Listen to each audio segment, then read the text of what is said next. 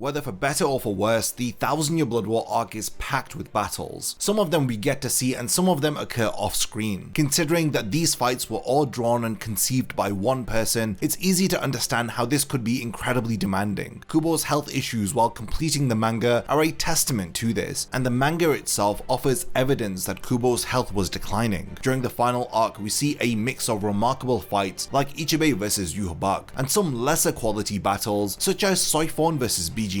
For an arc where most characters had their moment in the spotlight, it seems that Soi-Fon received somewhat of an unfavorable treatment. Her initial encounter with BG9 was barely shown, followed by a mediocre second encounter which leaves BG9's fate unclear until the end of the story. Ultimately, Soi-Fon was offhandedly defeated by Lil Barrow, suggesting she was somewhat shortchanged during the final arc. In this video, I want to focus on the battle between Soi-Fon and BG9 and dive into and analyze all of the available details that we have, along with my personal insights on this fight, and why I think that it will definitely be expanded upon in the 1000 Year Blood War arc anime adaptation.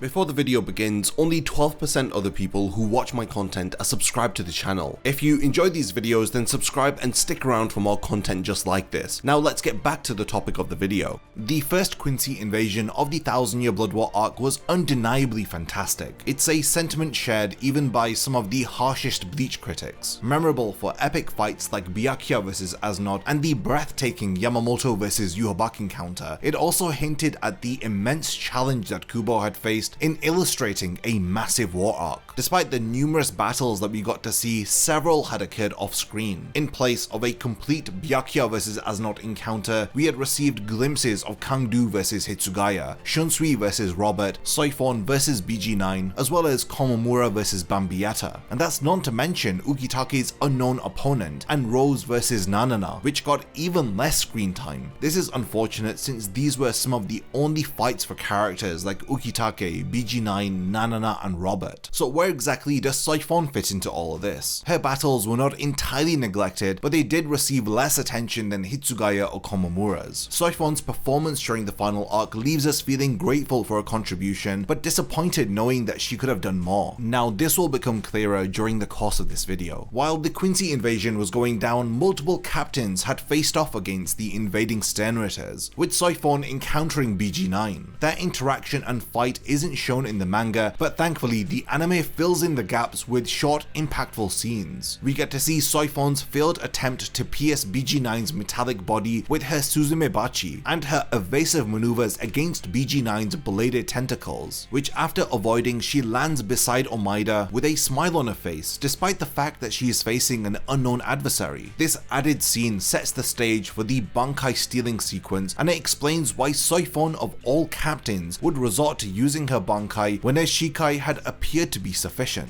The anime satisfyingly reveals that Soi-Fon couldn't pierce BG9's robotic body for Nigeki Kesatsu to take effect. Following this scene, several new additions from other fights build up to the captain's decision to use their Bankai. In chapter 496, while they prepare to use their Bankai, Soi-Fon believes that overwhelming the enemy with their power would prevent the Bankai from being sealed. However, she is proven wrong when she, along with Byakuya, Hitsugaya and Komamura, have their Bankai stolen by the Sternritter. Shocked by this development, we don't see her again until much later on. Soi-Fon reappears within chapter 515 during a discussion about Yamamoto's death. Initially, I planned to skip talking about this scene as it seemed pretty irrelevant, but upon closer inspection, I noticed something peculiar. All of the gathered captains show visible injuries from their fight, except for Soi-Fon. Thanks to her outburst, we get to see her from multiple angles, and she is undoubtedly the only uninjured captain. Now this raises the question about her battle against BG9. Since her Bankai was stolen around the same time as the other captains, how did she remain unscathed? Byakuya was devastated by his Bankai, and we can assume that Komamura and Hitsugaya were injured to some extent during their respective fights. It makes you wonder what in fact had happened during her fight against BG9 to leave her unharmed. Considering the situation, it appears as though BG9 didn't fire off Jakuho Raikoben. If he had, then Soi-Fon Soi-Fon would have been critically injured or even obliterated, and the Soul Society would have suffered significant damage, so the evidence points to her stolen Bankai not having been used during the fight. This leads to some people speculating whether if Kubo had forgotten that Soi-Fon was in a fight, or if he had decided to halt that development. If the battle had reached its logical conclusion, Soi-Fon might not have survived, and Kubo possibly realized this and decided to skip the fight entirely. Now let's examine their second fight, which begins in chapter 548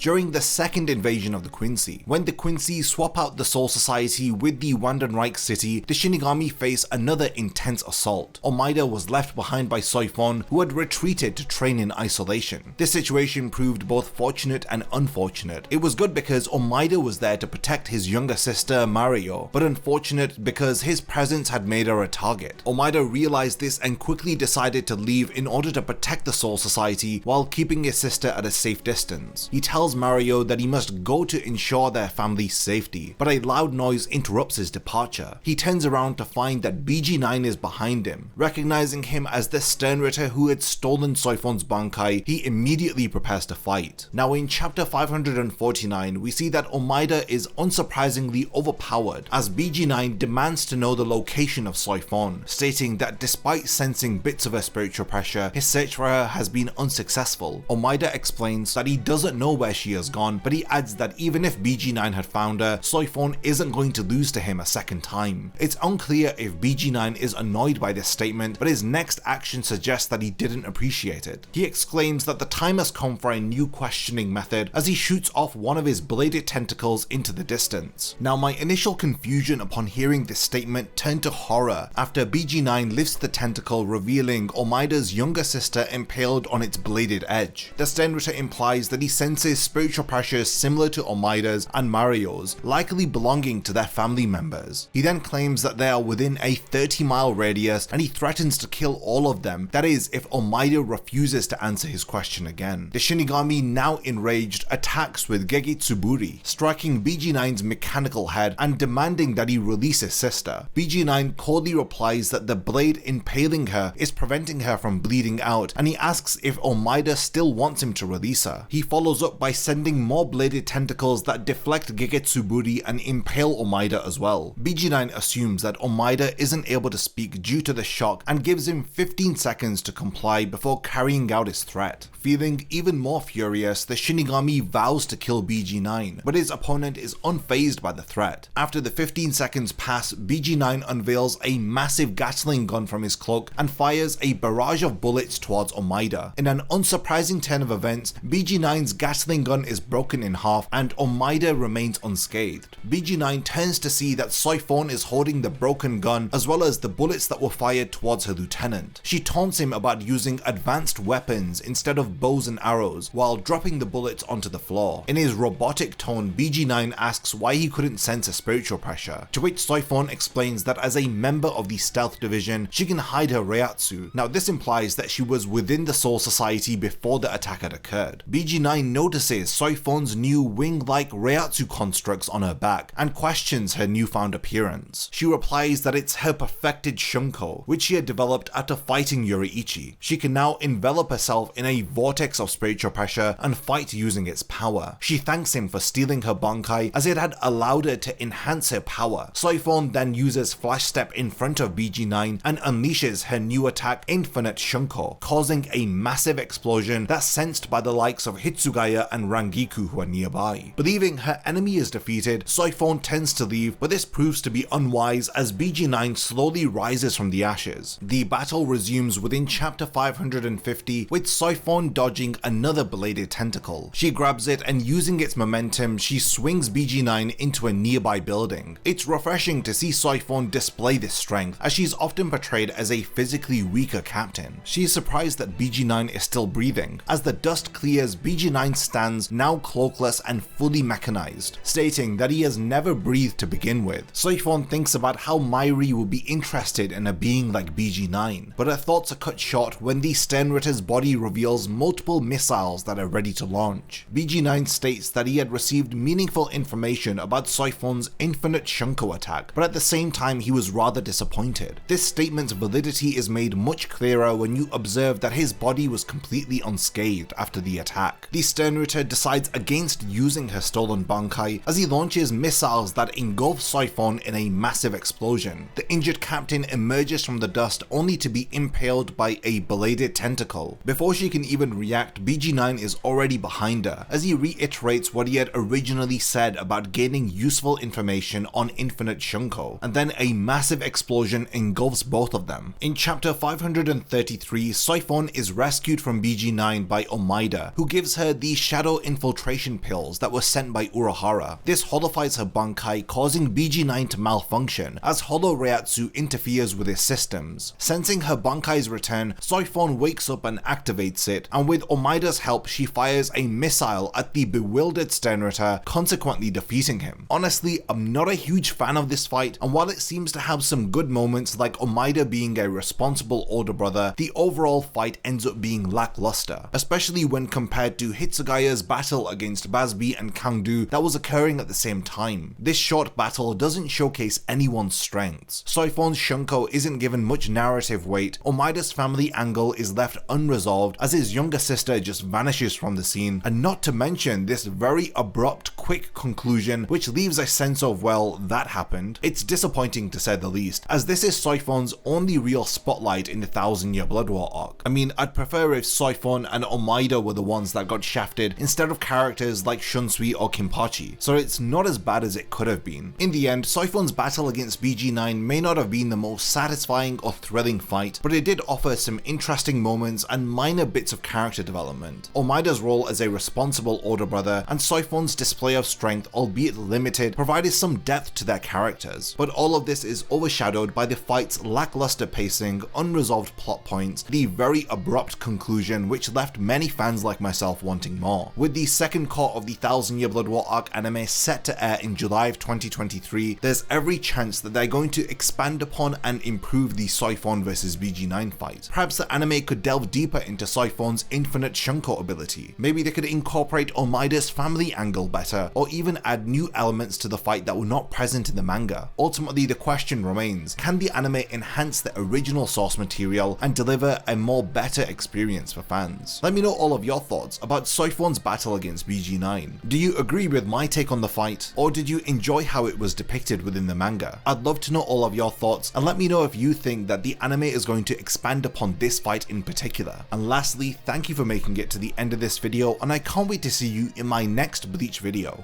If you enjoy my content, then you can support my channel through Patreon for as little as $1 a month, or even through YouTube by becoming a channel member. You will gain access to exclusive channel perks and a Discord server which I frequently use. So become a member of my Zero Division and be the first to know about my upcoming videos. And once again, thank you for sticking around till the end of the video, and whatever you contribute will mean a lot to me.